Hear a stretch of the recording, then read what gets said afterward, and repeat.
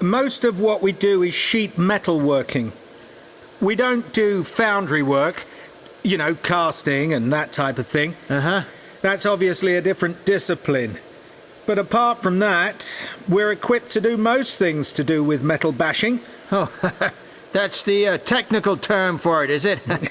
I'm not sure what the technical definition of metal bashing would be. A collective term for hammering, grinding, and generally making a lot of noise, probably. It's actually not that noisy in here, is it? No, it's not too bad. We had a specialist firm come in a while ago to measure noise levels at each machine, you know, for health and safety regulations. A lot of what we do isn't all that noisy. Yeah. Things like drilling and milling machines are not too bad, relatively speaking.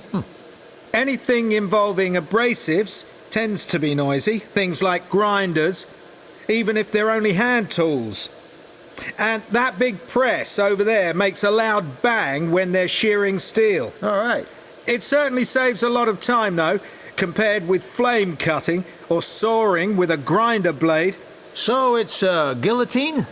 That's what we use it for mostly, yes. All right.